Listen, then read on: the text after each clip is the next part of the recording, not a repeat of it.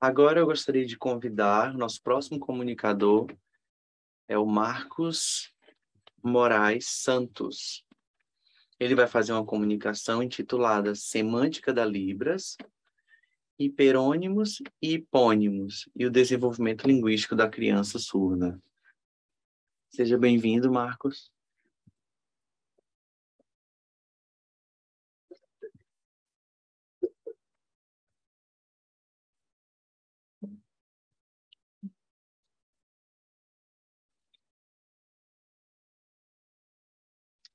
Podem apagar as luzes, por favor.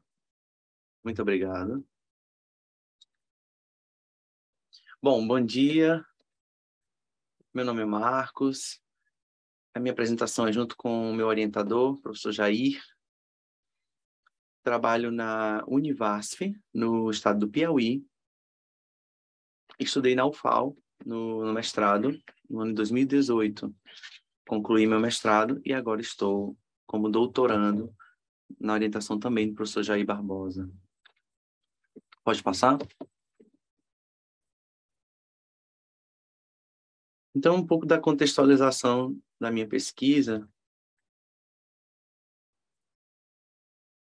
As pesquisas científicas são muito importantes para a comunidade surda. No Brasil, a gente tem avançado bastante, tem se estimulado bastante, né? Então, a gente viu aqui que nós estamos num congresso científico e isso auxilia muito as escolas na construção de materiais didáticos. Isso pode melhorar bastante a vida, a autonomia, né, dos alunos surdos, né? Nós temos que interrelacionar isso também com as questões culturais do povo surdo, como que a cultura entra na construção dos conceitos, né? O sujeito surdo como um sujeito social. Eu fiz uma pesquisa sobre a questão da perspectiva médica, né? Existia a questão da perspectiva médica dentro da surdez e agora a gente sabe que a língua de sinais é uma língua, né? Então não se questiona mais a língua de sinais como um defeito, né? A surdez como um defeito. Incidem também as questões de modalidade. Nós sabemos as diferenças entre o português e a língua de sinais. A língua de sinais não deve ser uma língua que depende do português, são línguas autônomas, né? É uma língua que tem uma gramática, né? O português é uma língua oral, tem a sua própria gramática, a língua de sinais é uma língua visual e tem suas próprias formas, né? Suas próprias regras. Então, são línguas independentes e cada uma tem a sua estrutura, essas estruturas devem ser respeitadas tanto no ensino como na aquisição, assim como o português tem sua própria historicidade, seus próprios meios de implementação. A língua de sinais é uma marca, né, linguística natural do povo surdo, né, assim como o português das pessoas ouvintes. Então, a gente precisa realmente de novas pesquisas sobre a aquisição do léxico na Libras. A pesquisa científica ela tem esse fim, né, de aprimorar, de desenvolver o conhecimento,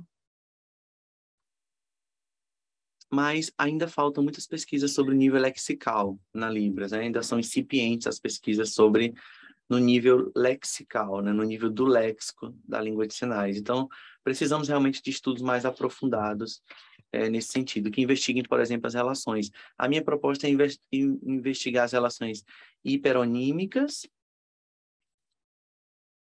e as relações hiponímicas. Então, na Libras, por exemplo, eu quero ver como é que isso incide na questão da aquisição por crianças surdas. Vamos seguir.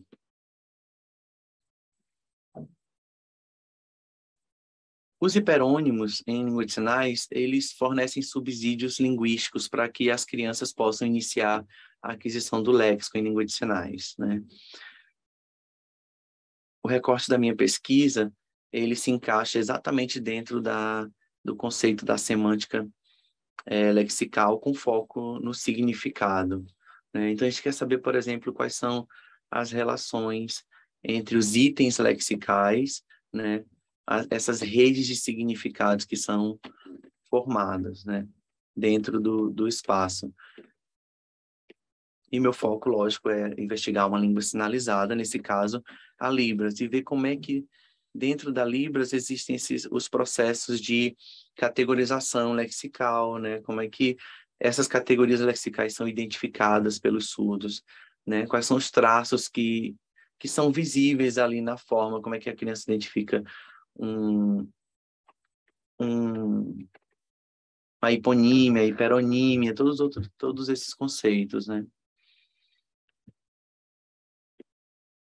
E a gente vai ver como a hiperonímia e a hiponímia ocorre na aquisição com crianças surdas. Próximo.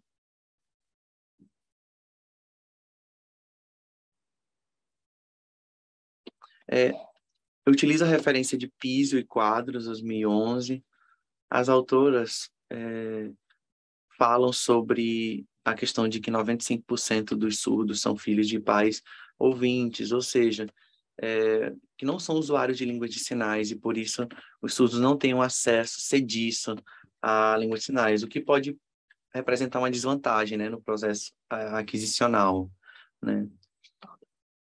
Surdos, filhos de pais surdos. E aí você tem os CODAs, né, que são surdos, filhos de pais surdos, que representam somente DODAS, que são os filhos de pais surdos, né, que, no caso, representam a menor percentagem, né?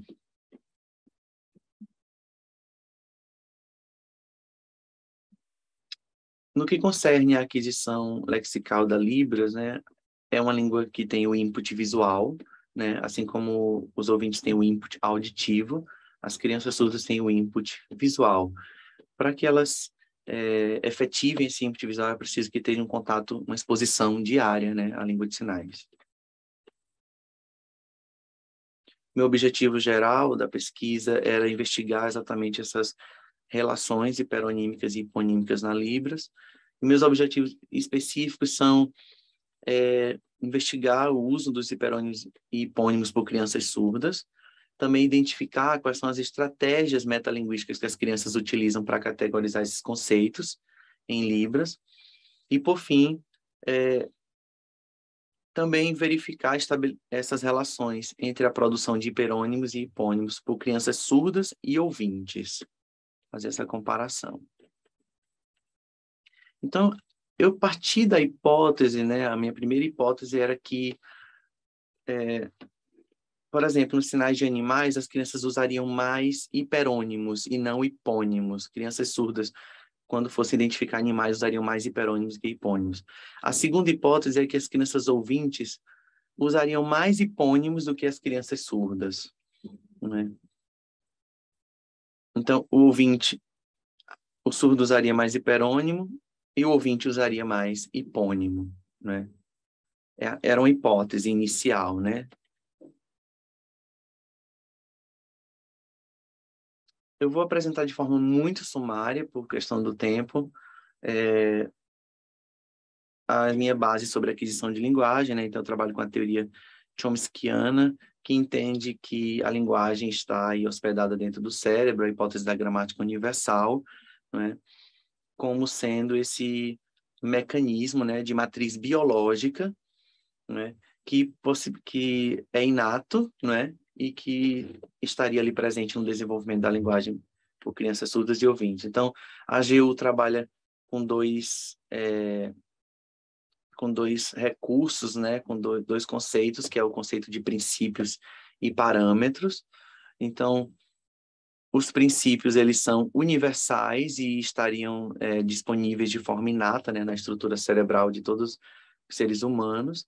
E os parâmetros seriam o local das variações, né, os pontos em que as línguas variam, ou seja, que a criança só vai fixar o seu valor paramétrico a partir do contato com uma língua, né? Então, por exemplo, em português, a gramática do português, no input auditivo, então eu falo, eu dei uma banana para o João. Então, você tirou o sujeito, falei, dei uma banana para o João. A criança, no momento que ela está escutando isso, ela diz, eu posso omitir o sujeito em português. E na Libras, né? Eu, por exemplo, eu posso falar, já dei banana João, né? Na língua de sinais. Então, você precisa colocar o sujeito também, o eu também posso dropar, né? Eu posso tirar o sujeito. Então, Nesse sentido, tanto a Libras como o português são línguas que permitem ocultar o sujeito, né? Então, por exemplo, em inglês eu falo I love you, né? Uma frase do inglês. Eu não posso tirar o pronome de primeira pessoa do inglês. O I, que é o eu, ele é obrigatório nesse contexto, então eu não posso tirar. É uma regra da gramática do inglês. Ou seja, isso significa que a criança do inglês vai ligar esse parâmetro de uma forma e do português vai outra, porque o inglês não permite o sujeito oculto e o português sim. Então, tudo isso está no input que a criança está recebendo, ou seja, essa marcação vai depender do input. O Chomsky também pressupõe para a gente a existência de uma língua externa, né, que é a língua no seu uso, e ele vai diferenciar a língua E, então, de língua I, que seria uma língua interna, uma língua internalizada, né? Que ela está na GU, essa língua internalizada, e que ela vai ser desenvolvida com base na experiência, mas a língua I, ela é o conhecimento que o falante já adquiriu, né? Que já está disponível internamente, é um conhecimento fechado, que já vem pronto, né? Já vem parametrizado de nascença, né? Outro conceito importante da teoria gerativa é a pobreza de estímulo. É como que as crianças, em tempo tão rápido, conseguem desenvolver uma gramática, né? Não precisa de informações muito detalhadas, ou seja, o estímulo pode até ser pobre, tanto oral como visual, mas as crianças vão acabar desenvolvendo uma língua, né? Então, a criança, por exemplo, em português a pessoa fala fiz, aí a criança fala fazi. Será que eu boto i também em fazi? Aí a mãe corrige, dizendo, não é fazi, não é fazi, meu filho, é fiz, né? Mas a criança, muitas vezes, ela é intransigente nessa forma. Então, isso é uma evidência, né, de que a criança ela tem suas próprias regras internas. Então, a gente quer pensar também a aquisição em crianças surdas e ouvintes. Para isso, a gente está usando a referência de Brown, 73, e ele vai falar sobre... É um estudo seminal, né, na área de aquisição de linguagem, são como as etapas, né, da aquisição de linguagem e quais são as características de cada uma dessas etapas, dependendo da idade, né.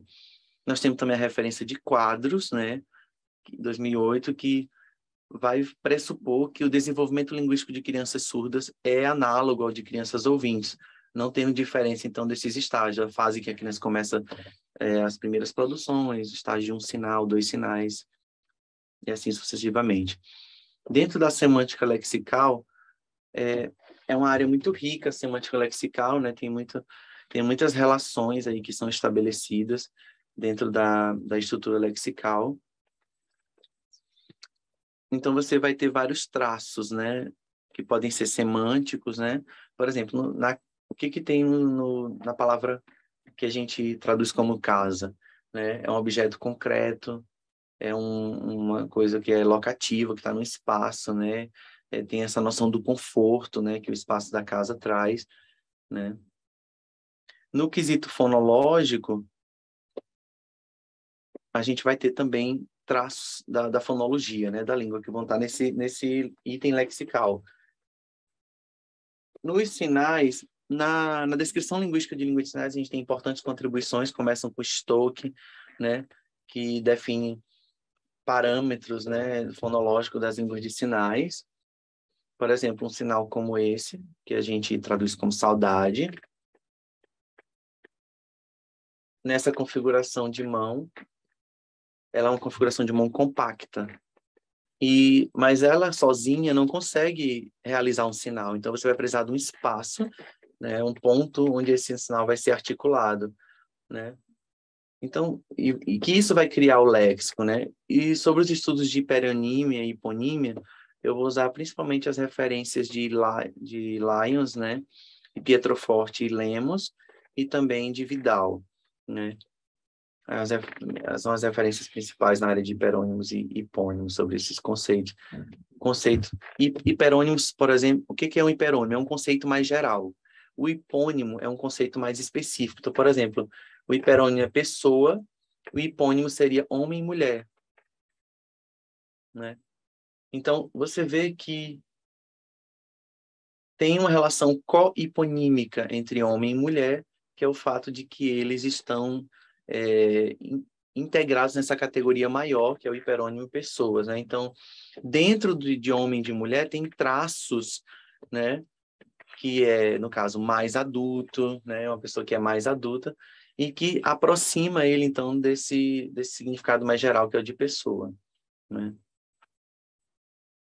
A gente vai ver também que o estudo de hiperônimos também está relacionado a como é que é feita a composição, né, de hiperônimos e hipônimos. Por exemplo, no sinal de escola, você vê que tem o morfema base casa e você insere um modificador, que no caso é o sinal de estudar, que vai criar o sinal que a gente traduz como escola, né?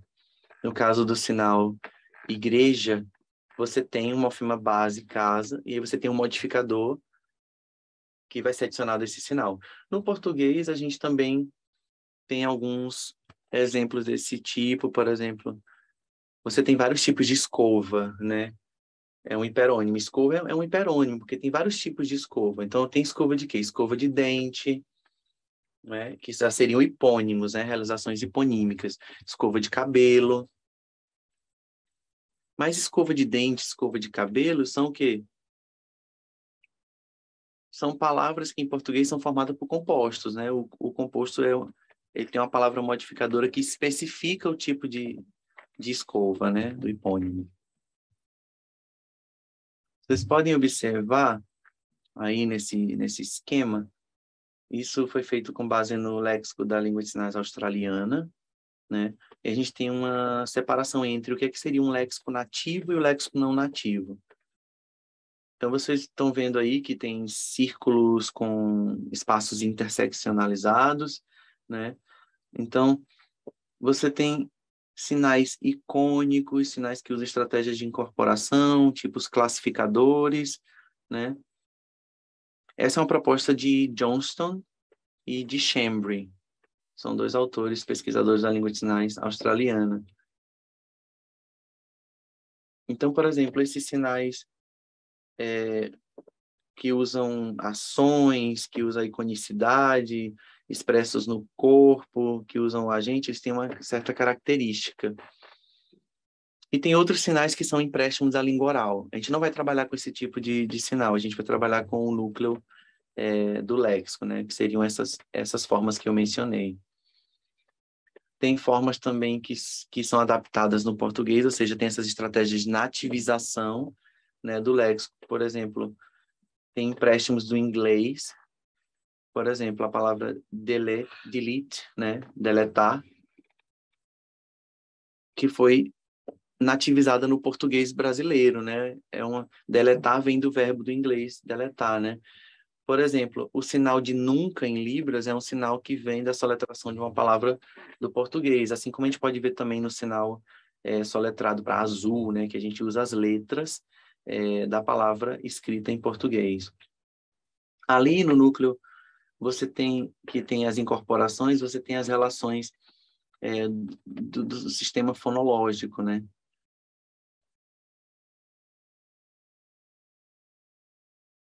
Então, por exemplo, se eu quero mostrar um objeto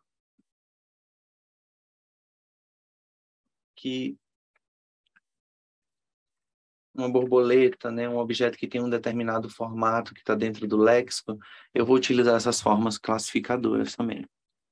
Pode passar. A próxima, por favor.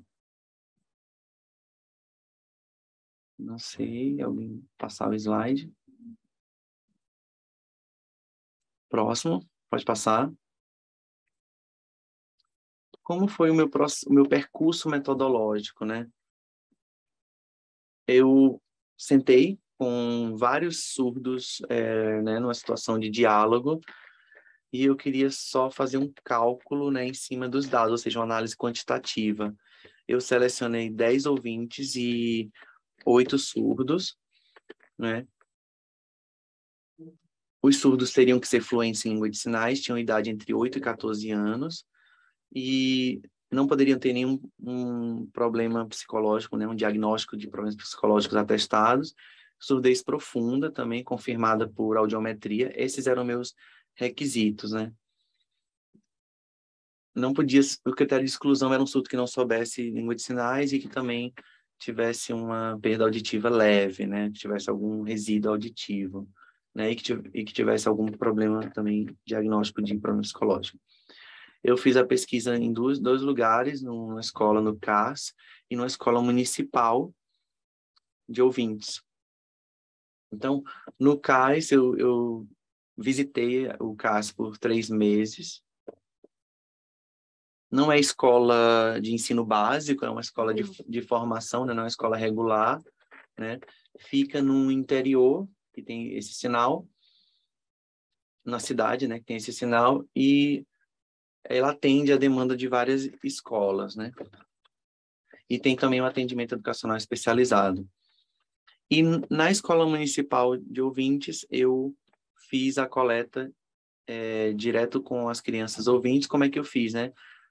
Eu escrevia, alguém pronunciava as palavras para mim e a gente gravou essas produções junto com um tradutor intérprete, já que os alunos não sabem língua de sinais, né? Os pais ou responsáveis assinavam os termos de autorização, né, de coleta de dados. Havia várias perguntas, né, que eram feitas sobre o conhecimento de língua de sinais.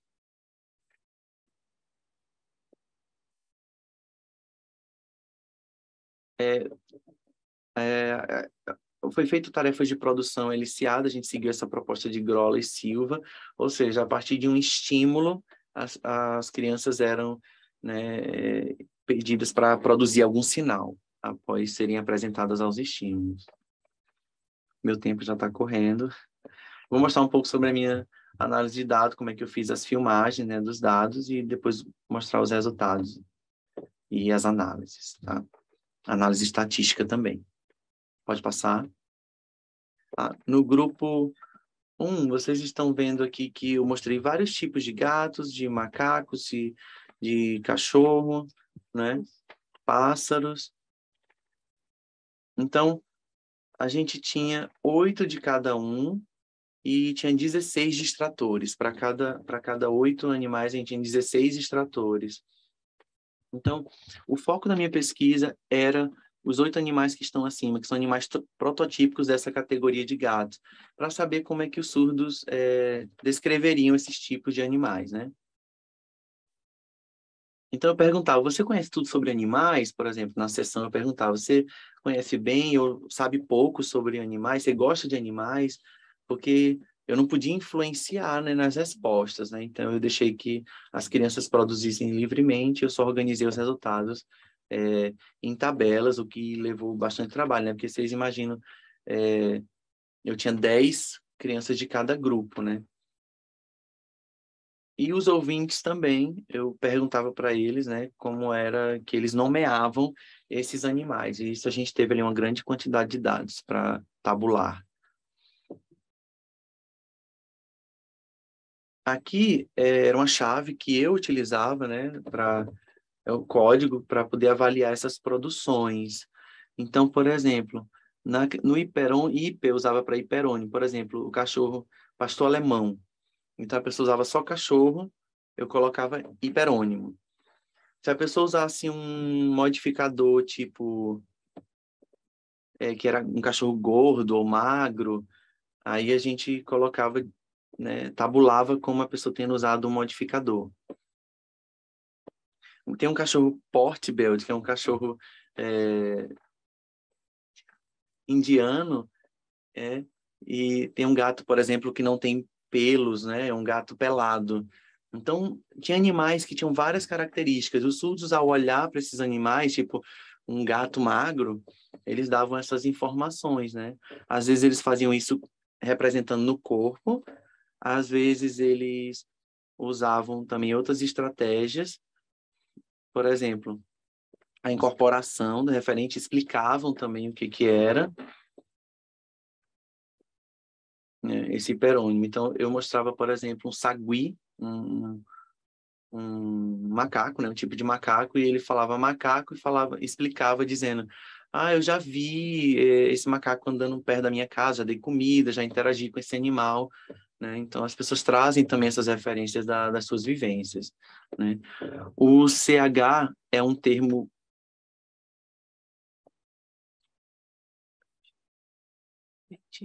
Por exemplo, no caso do bem-te-vi, né, tinha muita relação com as patas, né, porque é um canário, né, um pássaro que é um canário. Então, você tinha o item lexical padrão, muitas vezes sendo utilizado, só o sinal de pássaro, né? Então, por exemplo, o hiperônimo macaco, se você quisesse uma especificação como gorila, talvez fosse uma coisa que as pessoas não reconhecessem, ou seja, elas davam alguns detalhes. E a gente fez a análise estatística, né, dessas estratégias utilizadas para codificar esses hipônimos e hiperônimos. Então, ali vocês têm os resultados para cada estratégia, né? Eu escolhi os surdos brasileiros, né?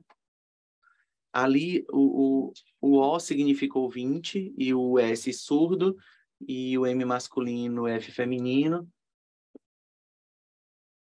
Então, você vê que tem menos surdos do que ouvintes, né? Porque muitas pessoas faltaram às sessões de intervenção.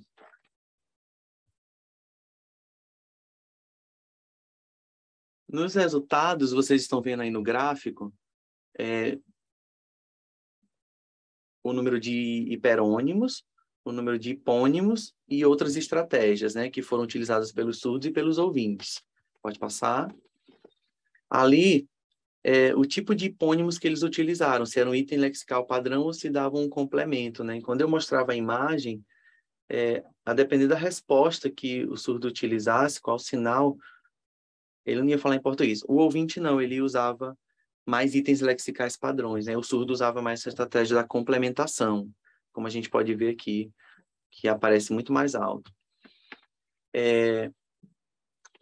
Essa análise é a segurança, né, também dos nossos dados, né? Vocês estão vendo que os ouvintes produzem mais hiperônimos, né, do que hipônimos nas respostas. Vamos ver o próximo. Aqui uma comparação entre ouvintes e surdos. A diferença é muito pouca entre os dois grupos. A gente achava que os surdos iam produzir mais hiperônimos, mas a gente vê que não é relativamente equilibrado. A diferença não é significativa, né? Não é estatisticamente significativa entre os grupos. Próximo. Sobre os hiperônimos, a gente acha que tem a ver, por exemplo, com o input linguístico, né? Às vezes a criança não está acostumada com essas categorizações de gatos, eles não conhecem a raça, às vezes não teve contato com um certo tipo de raça, né? Então não tem como ele trazer um item linguístico se ele nunca teve experiência com esse animal.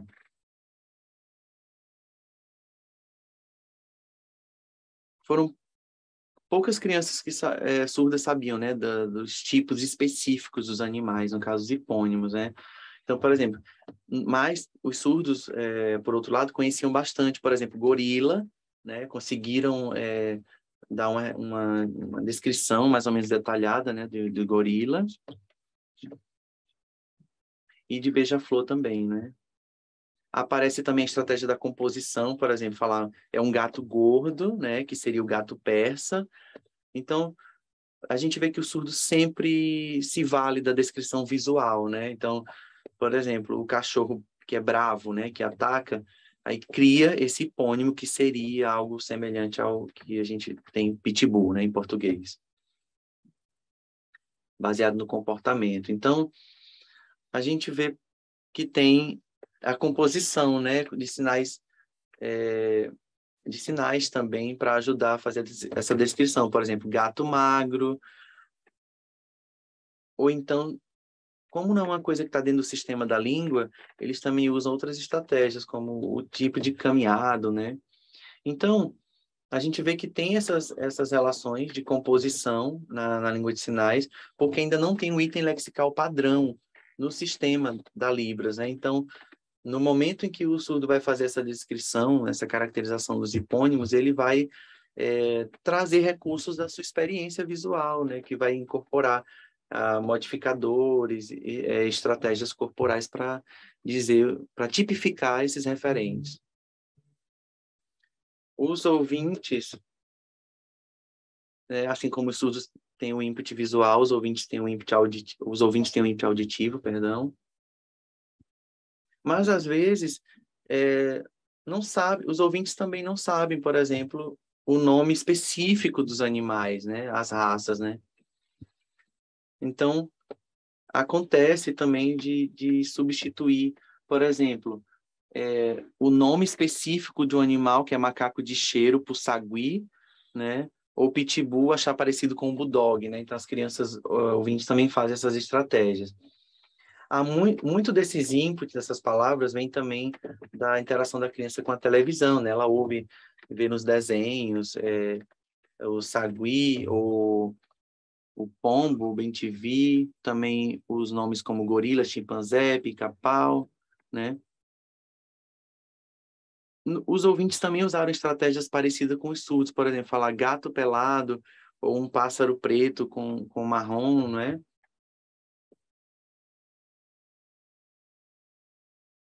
Então, parece que ouvintes e surdos, crianças ouvintes e surdos, não diferem muito no que se refere ao uso de hiperônimos, né? A única diferença é que,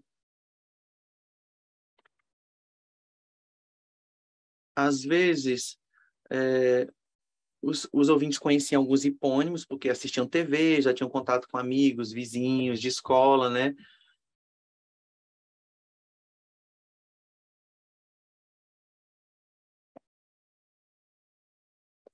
E na Libras, muitos surdos não têm acesso ao conteúdo de TV, né? O professor ouvinte, ele não tem contato com muitos conteúdos e por isso também isso vai se expressar nessa tarefa, né? O surdo não tem como produzir uma coisa que ele não teve acesso, né? Então, na Libras, não tem uma falha do léxico, não tem prejuízo no léxico, né? Que prejudique o desenvolvimento da criança. O que precisa é nós fornecermos mais inputs linguísticos para que as crianças surdas, a partir dessas experiências, tenham acesso ao nome desses referentes no mundo. Mas isso precisa vir através do input, né? Precisam ser estimuladas as crianças surdas. Então, o que nós encontramos, né? A primeira hipótese, ela fica confirmada, que de fato as crianças surdas produzem mais hiperônimos do que hipônimos, né? Mas a segunda é refutada, ou seja, crianças ouvintes não produzem mais hipônimos do que os surdos, né? Né? E isso não significa que o português é melhor ou pior em estratégia de complexidade, né? Não há como dizer que a língua portuguesa é sobressalente à Libras, porque os resultados foram muito semelhantes em todos os grupos, né? A pesquisa comprova, então, que o léxico é responsável pelas relações entre os itens, de maneira a proporcionar ao indivíduo meios para ele construir sentenças linguísticas e discursos, né? Então, é a língua de sinais que vai instrumentalizar o surdo para esse uso, né? É preciso também que as crianças tenham mais acesso à produção na sua L1, seja na escola, né, através de materiais didáticos, né, e eventos, palestras, livros, filmes. Isso tudo vai ajudar, né, vai proporcionar com que a criança tenha acesso aos conteúdos, né, e ela não fique com déficit, né, de aprendizado, mas que ela tenha aprendizado de vários conceitos e significados. Então, sugestões, né, prospecções para novas pesquisas, a gente precisa pensar, por exemplo, de como a gente comparar, por exemplo, a escola privada com a escola pública, fazer coletas nesse contexto para ver como que as crianças ouvintes estão sendo estimuladas e as crianças surdas. A gente também precisa fazer novos experimentos, considerando outros tipos de hiperônimos e hipônimos, por exemplo, não só categorias de animais, mas frutas, tipos de casa. A gente precisa expandir esse tipo de pesquisa. E também a gente precisa aprofundar sobre a semântica lexical em geral, não só pesquisas com hiperonímia e hiponímia, mas aprofundar as pesquisas sobre o léxico da Libras de forma mais geral. eu agradeço. Se quiserem meu contato, tiverem alguma dúvida, tiver interesse, a gente tem uma publicação que já está pronta, né? A minha dissertação já está publicada no repositório da UFAL, e vocês podem ver informações mais detalhadas da pesquisa lá. Muito obrigado.